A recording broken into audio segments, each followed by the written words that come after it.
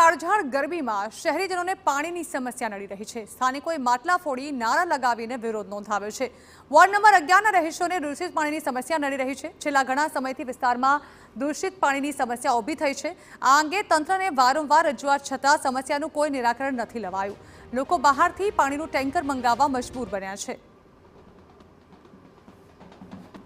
વડોદરા શહેરને પાણીની સમસ્યાનું બીજું નામ કહી શકાય, કારણ કે વડોદરા શહેરમાં ઠેર ઠેર પાણીના પ્રશ્નો જોવા મળી રહ્યા છે।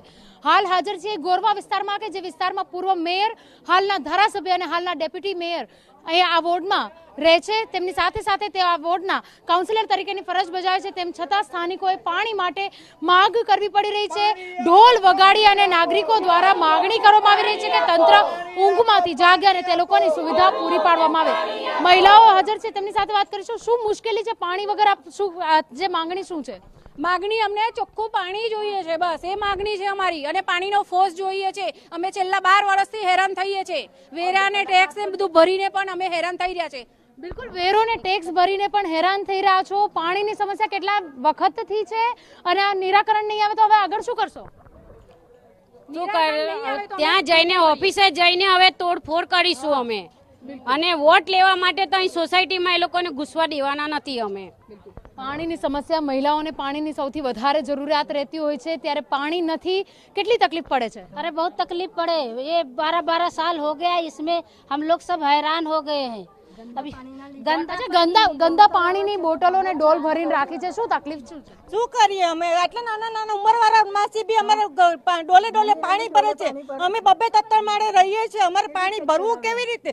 અમારી બી કમરો દુખતી હોય છે, તો એટલું ચોખ્ખું પાણી આપો ને। અમે બીજી કોઈ માંગ નથી। હવે પછી કોર્પોરેશન જો અહીંયા કોઈ જોવા નહીં આવે કે પાણીની વ્યવસ્થા નહીં કરે તો અહીંયા અમે એમને ઘૂસવા નહીં દઈએ। એક જ વાત। બિલકુલ, ઘૂસવા નહીં દે। માસી, આપ પણ પાણી માટે ઊભા છો, માગ કરી રહ્યા છો, શું તકલીફ શું પડી રહી છે?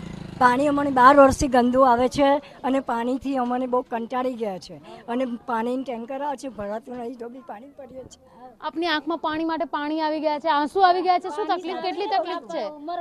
બિલકુલ, સ્થાનિકોની આંખમાં આંસુ જોવા મળી રહ્યા છે પાણી માટે। વડોદરા શહેરને પાણીની સમસ્યાનું બીજું નામ આપી શકાય?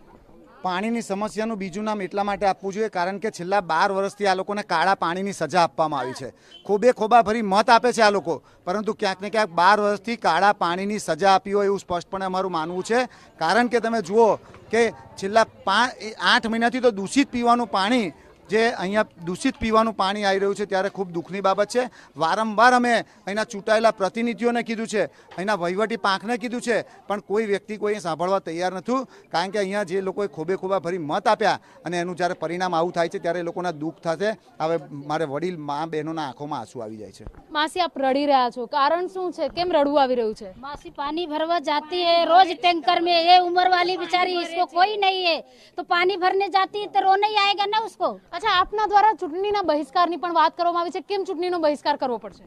ચૂંટણીનો બહિષ્કાર એટલા માટે કરવો પડશે કે અમને અહીંયા પાણીની કોઈ સુવિધા અમને કોઈ મળતી નથી। અમે બીજું તો કશું માગતા જ નથી એમની જોડે, ખાલી પાણી ચોખ્ખું માગીએ છીએ અમે। અને ચોમાસામાં અમારે આરોનું પાણી અમારે વેચાતું ભરી લાવવું પડે છે। વેરો ભરવા છતાં બી અમારે પાણી વેચાતું ભરી લાવવું પડે છે, તો અમે ચૂંટણીને વોટને કેમ આપીએ અમે?